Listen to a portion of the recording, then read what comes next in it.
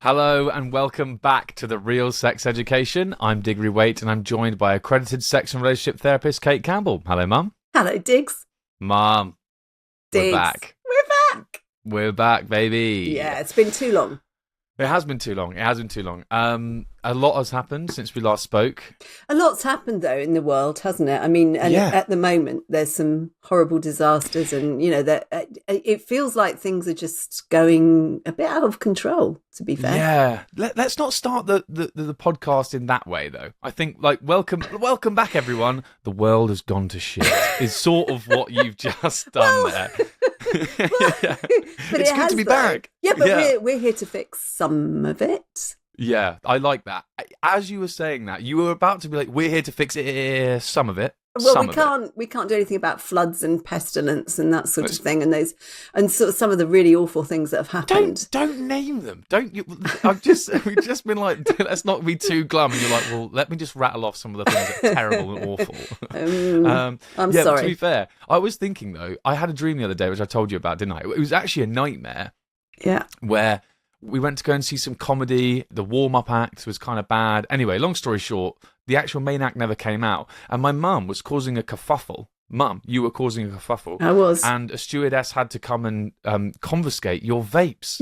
You were vaping so much. And some other woman came out to you and was like, oh, let me get a hit of that. And you were like, yeah, fine. You gave her your vape. She took a big fat toke. You took it back, toked it yourself, and then put it in your bag. When the stewardess came over and was like, excuse me, can you stop vaping in here? She took your bag. You had about 6 Lost Marys in there.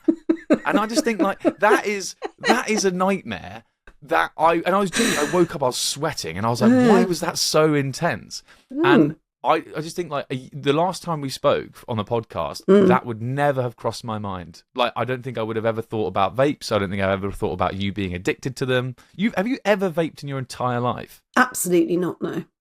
No, crazy. You know what? They're horrible. They're sweet. Ugh. They're like sweets, aren't they? Yeah, they're delicious. Ooh. It's mental. Like some of the names, Blue Raz Lemonade. No, what even is that? If it what was does that mean? Like Stilton, or oh my, or Werther's Original. Oh yeah, well yeah. I mean, I wouldn't want to smoke Werther's Original, and only if it was sugar free. Yeah, of course. Just for people that don't know, Mum. What do you carry in your... Oh my God, you carry 2 things... You would love this, right? You would love 2 vapes in your bag. You would love a mustard vape, right? Yes, Wouldn't you? Definitely. You'd love strong a mustard English vape. Mustard, yeah. And strong English mustard vape. Yeah, or a piccalilli vape. Mm-hmm. And which, Mum, you have been known to carry mustard around with you. This is true. Right? Especially when I go abroad, yeah. Yeah, because they don't have the good English shit there, do they? I carry the tubes. Yeah. You don't carry a pot. That would be a bit insane. No, because it might open. But the exactly, tubes don't. And you carry around with you sugar-free Werther's Originals. Yeah, I mean... Yeah, sorry to dub you in, mate, but that is the truth. This is only recent, because I don't actually like sweet things that much. But I do, in case sugar-free. I'm with people who might want one. Yes. Mainly. And I spend all my time pushing them onto other people who don't want them. And you do, yeah. Including me. Yeah. I don't think I'm yet to have one of those, but they are delicious, aren't they? They are quite nice, yeah.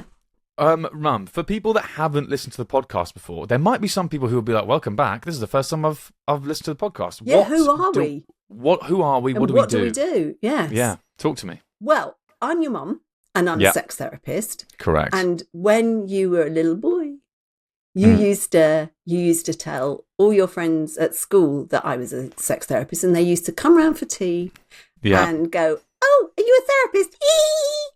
And you used to give them sex advice when you got a bit older. I did. Yeah, I'd... Just like... Don't. Some I don't know, some sort of TV show or something. I don't know. Something. Someone told me about something like that. People keep saying to me, like, oh, I can't wait for the new series and that sort of stuff. And they're like, oh, are you looking forward to it? And I'm like, I haven't seen much of the show. It's a bit of a busman's holiday. Say that. Yes. Yes. But it's true. I mean, it's like, why would I watch a show about my life? Yeah. Anyway. Well, true. In some ways. Yeah, it's not your life. You are not like Gillian Anderson. I looked at, sadly, I looked at the first episode and I thought, oh, well, that's offensive. Offensive? To me, yeah. Why? I don't do those things. I don't have those penises everywhere in the house. Yeah, what you do have in the background at the moment is Thunderbird 1. got Emperor Zurg from from Toy Story, and is that the TARDIS police box as and well? Batman. There's a skull over there. That's Shall I scary. get your large penguin as well? Excuse me? There's a large penguin on the windowsill. Get the penguin out. Get the penguin. Shall I go and get it? Get the penguin. Because this is a nice segue to tell people that if you want to, you can now watch the podcast. We've got a YouTube channel, The Real Sex Education. Mum is now holding up a penguin that's in the corner of my room where she records. So, okay, listen, this is what I was hoping you'd say is on the podcast, we talk about everything sex and relationships. We interview guests and we do deep dives and stuff. And lastly, what we do is we answer your listener questions. And obviously, because we've been gone for so long, there's quite a backlog. There's a backlog and we've got to get through them. So today we've got 2 questions that both mention icks. Ooh. So I feel like we should before we answer the questions, let's talk a bit about icks. So Mum, firstly, what is the ick? So basically, an ick is when you suddenly, and the point about it is it's sudden, you suddenly get this feeling of dislike about something or somebody, or you just get turned completely off. And then it's quite hard to get back from that. Some people seem to manage it, but it is something that it's quite difficult to get over. It's a proper or ick. Yes. Yeah, exactly. Very good. That's nice. Yeah. And I think sometimes it's due to things that are quite trivial. So people talk about that, you know, like, I mean, can you, some examples that I've written down here, you know, I say trivial, poor hygiene is maybe one of them. Some people talk about that. Big one. The way people laugh sometimes, things like that, like a bad fashion sense, loud chewing, stuff like that can like do it. One thing I just want to make very clear is sometimes online I see people say, you know, he was really controlling, or he was, or they were really possessive, or all that sort of stuff. That, like, what an ick. And it was like, that's I would not call an that ick. more a red flag. That's a red flag, yes. Exactly. Absolutely. So, you know, a red flag is a genuine warning sign, or like indicator that this person might not be someone that you want to, you know, be with long term. Yeah. So we've talked about some of the examples. Now's the big question, Mum. Have you ever gotten the ick before? Oh, I got the other day. Yeah. Okay, whoa, with who and what about? That's classified information. If you really dig into it, sometimes there are things which are so horrible that you've repressed them. And so you don't necessarily remember them. Things that have happened to you, or somebody's behaviour, or something somebody does, like, you know, your great Auntie Ethel who eats badly, you know, and it really, and it always made you think, oh God, I hated this at meal times. And I, you know, not me personally, but one thinks that, but you forget about it, but you're kind of, it's so traumatic, your body remembers. And so when you come across somebody that does that, you get the ick. And I think there are sometimes traits and behaviours that people have, because we don't realise that anything that's pre-speech or anything that is so traumatic, you're trying to repress it, or it's just cut off from your memory, your body remembers. So it can suddenly give you the ick when it comes back. Yeah. So it is a bit of a red flag, because it's saying, hey, there's something like that other horrible thing you had in the past. And it's so hard, therefore, to get over it, because it's kind of deep and very real. Yeah. Okay, this is crazy. So can you, an example that someone told me once, which I found so funny, was she went on a date with this guy, and it was going fine, but she suddenly realised, like, this was only a few weeks ago, so it's like the middle of summer, and he was just wearing like loads of layers. He had like 2 or 3 layers on, maybe even 4. I think he was wearing a coat, and was it she you? Just no. Absolutely. Well, no, but and she just texts being like, "Oh, I've got the ick. Like, this guy's just got so many layers on, and it's really giving me the ick." And they were having a fine time and stuff, and she was like, "Yeah, I just can't go on another date with him. He's got." So I'm just trying to work out what's the deep set trauma or whatever going on there. Like, why is she so hung up on someone wearing loads of layers? Was she cold once? You don't know what the association is. You don't know why, because I mean, you know, right, with that kind of thing, it's quite likely that you've been brought up to have a mum who says, don't put all those things on. Let the sun get to your body or something like that. Or, there'll be something really, really trivial and minor in your background, but it's like a rule. Things that your parents say to you and things that you grow up with, you think they do become kind of a rule for you. So when somebody violates that rule, then you can quite often get the ick. Explain this to me.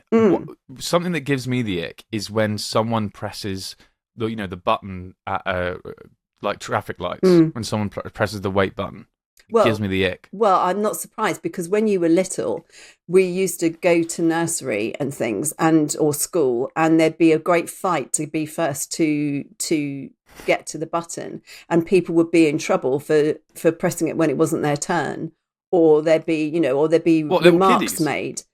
Yeah, well, parents would be going, it's not your turn to press the button yet. And like all the families had this thing about taking turns. And so it got to the point where it was saying like only the adults are allowed to press the button. What? And this has clearly been, this is so deep down because literally, and this we is the didn't thing. rehearse this. Tell the world we did not rehearse this. That's crazy. Okay, wow. Because honestly, so obviously most of the time I'm giving myself the ick. I'm pressing the wait button at the traffic lights and I'm like, yeah, because there's something traumatic associated with it. My God. Because I know that when you were little, you very much didn't like it if people were arguing around you or anything like that. So that sort of thing, where all that was going on, because you're a nice, sweet, kind, lovely, gentle person. So when that happened, that would have definitely. It would have rocked my boat. You're absolutely right about that. And that just reminds me again, I just want everyone at home to know this as well, that once we my school went to an old people's home, I think, to do like a talent show for them. Really? And or at least they went to, the church that was in our little village. Like they were all piled in there. We did a little talent show for them. I can't remember what my talent was or anything. But at the end, we all had to line up and it was don't make that face. Mum was like, talent. And then we all lined up and they asked us what we wanted for Christmas. And I got 5 house points because I said, world peace.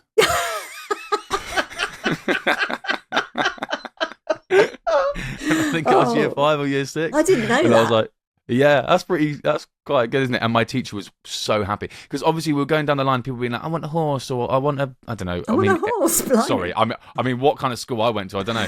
No, it wasn't like that. But someone was like, I want a PlayStation 2, or I want a this, that, and the other, and I was like, I knew with that crowd it would bang. And the old people that could pay attention loved it. But anyway, are you now going to say that world peace gives you the ick? No, but me as a kid gave me the ick. When I think back to that, I'm like, fuck. No, you were lovely. Oh, that's very sweet. Okay, so you kind of answered my question for me, but this is a question that I get asked to ask you all the time. Oh, I like that. I mean, and I think we've already answered it. Mum, is the ick a real thing? Is it real? Well, yes. This is crazy. Given what we've just said, you can tell it is because the thing about it is, I mean, when I get the ick, my body is reacting really strongly. It feels really uncomfortable. There is something going on where I think I cannot bear this. I want to avoid it, whatever happens. Yeah. It's that feeling. So if that's your ick tip, that's the ick, and you really, really, oh no, not this. And you're wanting, you're wanting the person to do something different, so that you can just get over it. But they're doubling down on it. And sometimes if you say to somebody, "Oh, please don't do that," they do it more. So do you ever talk about this in therapy? Like, has anyone come and been like, "Oh, I've got the ick" or whatever? I mean, I know that sounds like quite a lot, but no, really, yeah. Wow. And that's just not some colloquialism that we all talk about these days. It is, you can be like, okay, I'm going to sit here and take this seriously. Yeah. Wow. I mean, once or twice it's actually happened while people have been, a couple have been in therapy, and one of them has come on their own and said, oh, you know what's happened? And then they've got the ick. I've got the ick. And it's just, wow. And, I mean, I have to say it's quite difficult not to laugh sometimes when people say that because it sounds comical, but actually they're really serious. So sorry, I do not laugh. Yeah, I do. No, but come on, we've got to, it's sort of funny. Well, quite often it is quite comical, but actually, the underlying stuff is not comical at all. It's really serious.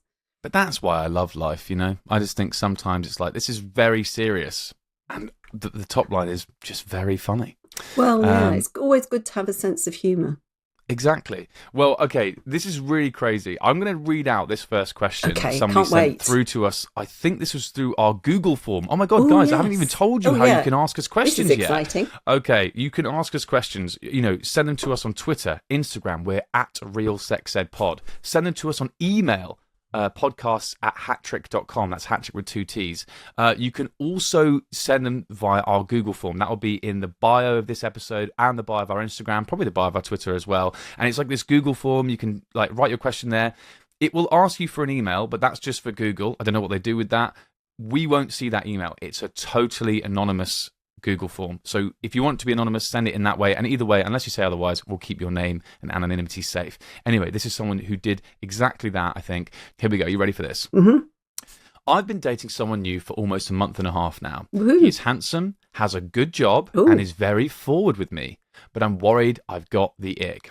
I thought it was because he eats meat and I'm a vegetarian, but now I know it's because every meal he'll start using his hands to eat.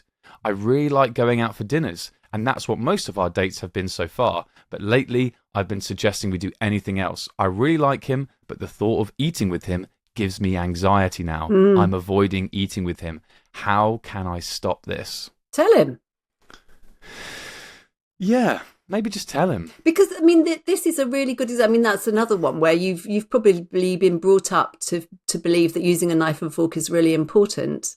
And so, I mean, I'll tell you, one thing that gives me the ick is people who leave their knife sticking out of their, you know, they hold their knife like that. Like Mum is holding her knife like a pencil. Yeah.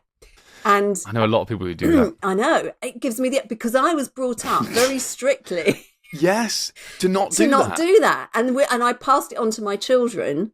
Yeah, you did. To be honest, I also look, and I don't say anything, but I go, cover the end of your knife and hold it like this. I'm now holding it up with the end covered. So that's how you know, rather than holding it like a pencil. Yeah. So what I don't like is people sticking their hands into the middle of everybody's food and helping themselves. It's fine if it's on your plate. You know, it's not so bad if it's on your plate and you're picking up the odd chip or gnawing your way through a rib. I'm warming to this, aren't I? This isn't what the person wants to know. Yeah, no, but also the things you just mentioned, chips, ribs, probably a slice of pizza, all those things maybe are meant to be eaten with your hands. Casserole, I just get the mashed potato. No. And I don't know. I'm wondering whether this person is, maybe I'm extrapolating too much here, but you know, because every meal he'll start using his hands to eat. Every meal? That's a bit crazy. And also when you're out for dinners, she's like mentioning that they do it out for dinner as well. It's kind of like, you know, listen, the reason this question triggered me is because you've seen the way I eat. And you know, things can get a bit messy with me. I also famously, you know, lick plates clean, which I think is a compliment to the chef, to be honest. But it does look a bit weird when you're in the middle of Would you do that at the Ritz?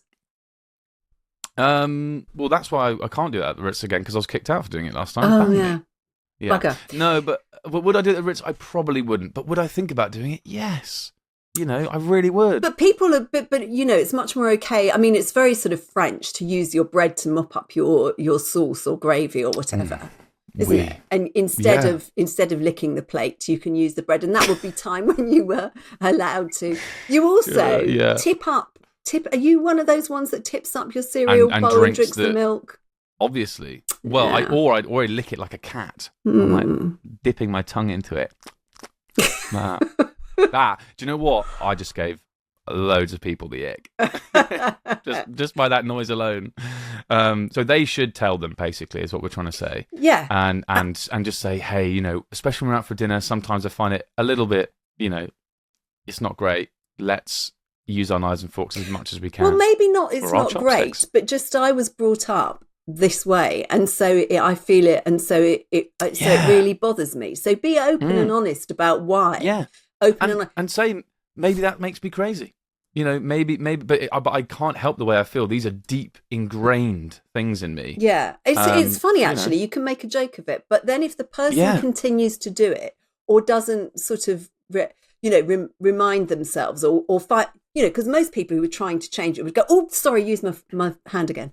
They try and stop.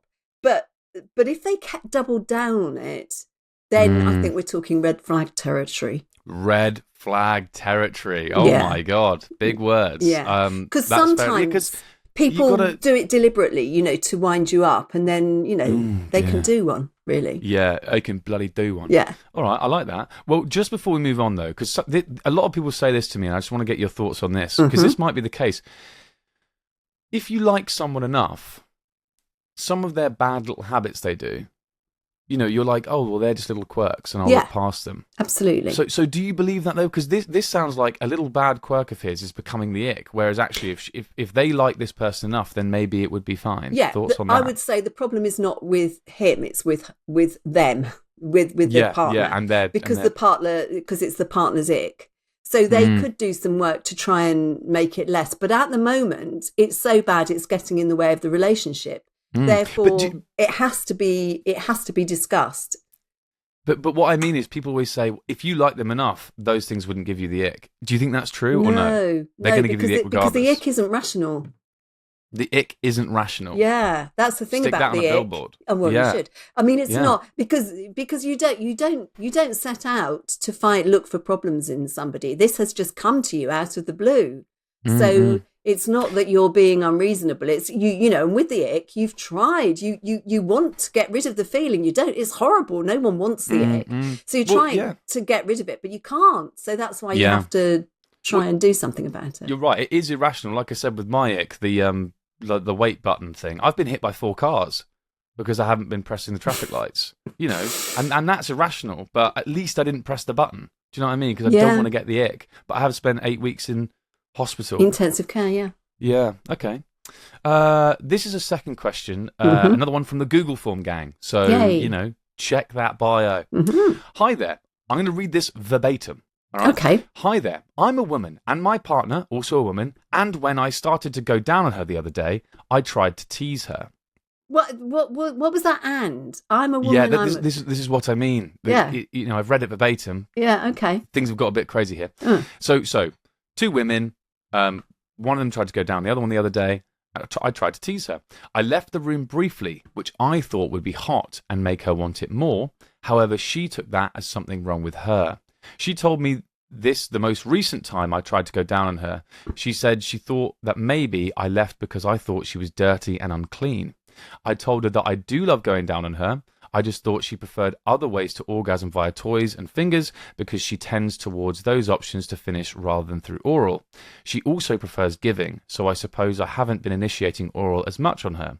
However, I made assumptions, and now she doesn't believe me when I say I do love eating her out. How would you suggest navigating this, as I don't want her to keep getting the ick when I'm in the motion of going down on her? I feel if we can't get through this, then we'll be lacking intimacy in our relationship, and it'll become a massive problem. Yeah, well, it sounds like her partner has real concerns about her personal hygiene, and maybe somebody's said something negative at some point in the past.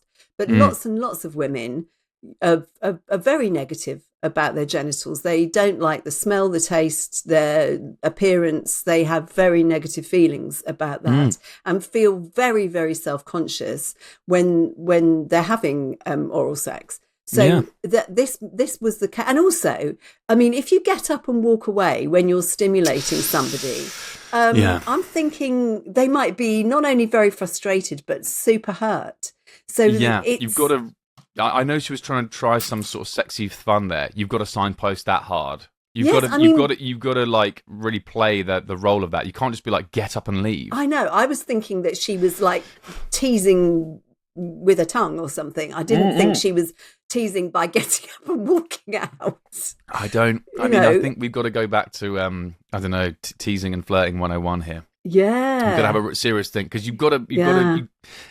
Okay, Mum, close your ears. I once had a girlfriend who every now and then we'd be kissing and then she would like pull away, and I'd be like, but she would give me the eyes like, like I'm only pulling away to like make you want it more. That worked. This this is literally if we'd been kissing and she'd gotten up out of and left the room, I would have been like, well, she doesn't want to kiss anymore. You know. Sorry, that was a bit of a real example, but I think you've got to signpost these things well. And I've got to say, ex-girlfriend signposted it very well. Yeah, so that didn't work. What else have we got? Also, I think the use of the ick here is interesting. Because I think in this scenario, it's not like this irrational thing. The use of the ick here is sort of like, I'm now not interested in sex and stuff. I'm like, which is a slightly different use of the ick. I don't think it's an ick at all. I think this is. Do you know what I mean? Not I think that's it. Yeah. I think, and so I kind of wanted to highlight that to be like, we haven't. If we're going to be super strict on what the ick is, yeah, I think we should be. This strict. isn't it. Because you can apply it to anything otherwise, can't you? You can say exactly. And so basically, I think this is just your partner has just been like, oh no, I don't want to do this anymore because now they're self-conscious, which is unfortunate. But I guess they need to talk about this. I guess there's a lot of assumptions going on from both people in this scenario. Like the person who's written in just assumed that her partner would like her to leave halfway through. Why would you assume that? I don't know, because maybe, I don't know. But then also assumed, I mean, quite interestingly here, like, oh, I just assumed that they preferred finishing with their hands or toys, which maybe is like this is, I suppose, sometimes is the problem maybe with when you guys create a bit of a sexual script and it's the same sort of thing every time, you then start to assume things. And that's where things maybe fall down. Yeah, and I think in this case, the reason that she probably finishes that way is because she doesn't want, because she's embarrassed about the oral sex and concerned about hygiene and all the rest of it, and probably thinks, oh, well, my partner doesn't want to be doing this, so let's force them to keep going. Yeah. Exactly, which I understand that as an assumption, as a thing to assume, but like sometimes you're going to lose out on some extra fun there. Well, it doesn't mean they don't like it because they're doing that. They're being thoughtful. So the assumption, oh well, she prefers doing it with toys. No, maybe not. Exactly, and also what's really interesting is she said she also prefers giving. So I suppose I haven't been initiating or as much on her. This is something I wanted to bring up with you. It always interests me, this one, because my fear with people that are always like, oh no, I much prefer giving, is that sounds like such an amazing, lovely thing. Because it's like, oh God, aren't they chivalrous? They just prefer giving. That's what really turns them on. What I really think, if I'm being completely honest, is often happening in that case. And you can forgive me, you can, I was going to say castrate me if I'm wrong. Jesus. What? But anyway, you can have a go at me if I'm wrong. But I think that is a case of someone who is too scared to ask what they want. Mum's got the penguin out again. The penguin's going to adjudicate. Oh, here we go. The penguin's going to adjudicate. So the penguin's back, and the penguin's going to listen to this and decide castration or fine. I think when people say, often when people say, oh, I just prefer giving, that's because they're too scared to ask for what they want. Or they don't know what they want. Yeah. They literally, and for me, it sounds like this person has, because of the clean and dirty stuff, they have a lot of sexual hang-ups already. And unfortunately, leaving the room, like you may have played into them, and in the space that you left in that room, that was flooded with all of your partner's, like, mental hang-ups and stuff. Well, I'm getting a bit of red flag while you're talking, actually. From me? No, not from you. Oh, thank God. I thought the penguin had adjudicated. No, what do you think? Penguin says you can have a mackerel. Penguin's agreeing. Okay. It's about to slap you with a herring. I kind of like this penguin. We might have to make him a regular thing. Yeah. Penguin says you can. Okay, next time I make a big outlandish claim, I'll wave my flag, my little red flag, and then we can get the penguin out and he can tell me whether I'm having a mackerel or something bad. Yeah. A piece of coal in my stocking. I don't know. Oh. We'll work it out. So, sorry, what were you going to say? So, the thing is, it sounds as though actually the person writing the message might well have been aware of all these things, because the hygiene hang-up is about the most common reason people don't have sex. People push one another away just because they're zooming in when they feel they have coffee breath or something like that. So people push their partner away, and this person seems to know that the other person is very concerned about hygiene. And so walking out of the room and then saying, oh, but this is, but it's your problem that I did that. It's a bit gaslighty, really. And then maybe writing to us and probably wanting us to sort of say, oh, yeah, they've got a problem. Maybe that's even more gaslighty. Oh, God, yeah. I mean, I don't know. I mean, I really do apologise, listener, correspondent, if that's not the case. But correspondent, our woman on the ground. Yeah. In amongst it. Entering rooms, going down on people and immediately leaving again. Yeah. It got too, I was going to say too hairy in there, sorry. It got too, I don't know. Anyway, sorry, I'll cut that. Too hairy in there, yeah, Jesus. leave it in. Why not? All right. So what would you say in this scenario though? Because it sounds like now there's a bit of a breakdown in communication. Well, it's not. That's not uncommon. And it in a sex therapy situation with couples, we're trying to encourage couples to take responsibility for their own experience. So you very slowly, gradually get used to, asking for what you want, being prepared to be knocked back as well, being prepared that the other person might not be in the mood for that today or whatever. Yeah. But being responsible for what happens and how it happens. And, the teasing and getting up and walking out without somebody knowing what's going on is a little bit as if this is a move that you haven't discussed in advance. I might do something that will surprise you today. Might have been a good thing to say rather than just to get up and walk out, because you're leaving somebody there with their own negative thoughts. And this is somebody we already know has some negative thoughts. So, so rather than kind of encouraging them by walking out, perhaps, and then saying, oh, you're being too sensitive, or, I mean, I'm whatever, kind of yeah. Maybe you could be thinking about what would it, if I do this thing, what's it going to be like for that person? Whenever you do something surprising, where consent hasn't been given, what's it going to be like for them? How are they going to take this? That's maybe what you need to consider. I guess that it sounded like there needs to be more play involved. It's got to be like, if I'm going to leave this room to try this sexy move, it might be sexy, but I've really got to signpost that more. In my head, it is literally like you just stopped halfway through and just left the room. That's just weird. As you leave, you've got to be given the eyes. You've got to be being like... You want more of that? No, I'm too... Yeah, I'll be back in a minute. Yeah, it's like, oh... And then you come back... Standing in the doorway, kind of... Yeah, exactly. Yeah. That's class. Yeah. Stuff like that. People on YouTube, you're going to love it. You're going to love what...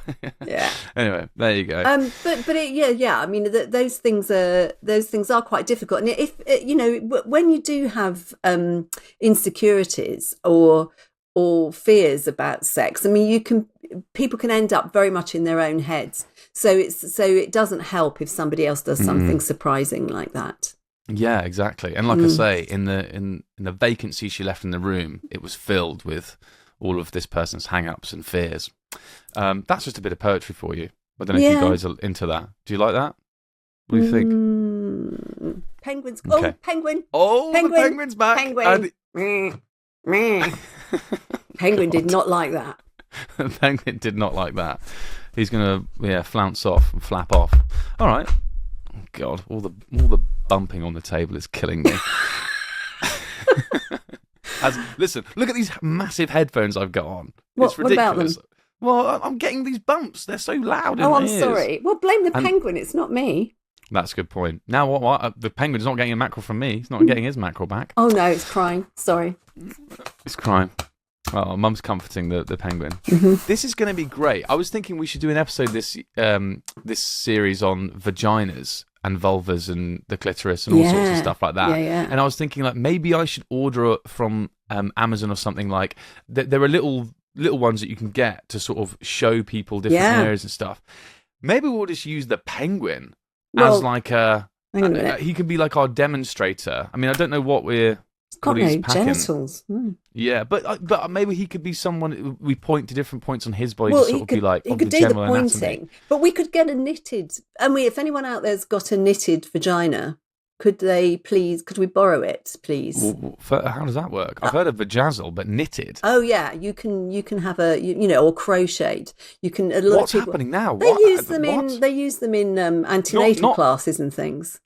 Yeah, it's just knitted little vulva. You can have a knitted vulva, a knitted vagina. They show the baby's head coming through, and what What do you mean? Oh, not an actual real human. I thought people were going into a shop and being like, knit this.